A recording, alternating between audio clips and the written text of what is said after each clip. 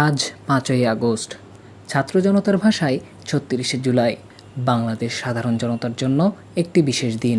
এই দিন যেন বিজয় উল্লাস নিয়ে এসেছে বাঙালিদের মনে। এই বিজয় যেন বাঙালিদের অধিকার আদায়ের বিজয়। ১৯৫২ থেকে ১৯৭১ আর এখন ২০২৪ বাঙালির সংগ্রামের ইতিহাস। এই সংগ্রামের মাধ্যমেই বিজয় এনে দিয়েছে আমাদের দেশের নতুন প্রজন্ম, আমাদের দেশের ছাত্র জনতা। বৈষম্য বিরোধী এই আন্দোলনে শহীদ হয়েছেন এদেশের অগণিত দামাল ছেলে, নির্যাতিত হয়েছেন হাজার হাজার। তারপরেও তারা পিছু পা হননি, চালিয়ে গেছেন সংগ্রাম, এনে দিয়েছেন বিজয়, যেমনটি বলেছিলেন বঙ্গবন্ধু শেখ মুজিবুর রহমান। কিন্তু আমি আপনাদের একটি কথা বলতে পারি, কেউ আগুন নিয়ে খেলা করবে না, ৭ কোটি মানুষকে দমন করার চেষ্টা কেউ করবে না।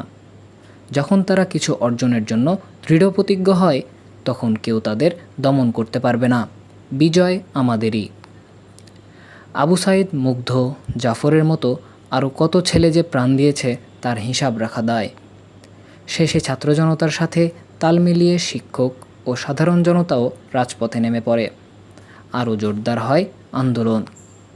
অবশেষে আজ বাঙালির তীব্র আন্দোলন ও প্রতিবাদের জেরে বাংলাদেশের প্রধানমন্ত্রী শেখ হাসিনা পদত্যাগ করতে বাধ্য হন এবং তার বোন শেখ রেহানা সহ ভারতে চলে যান।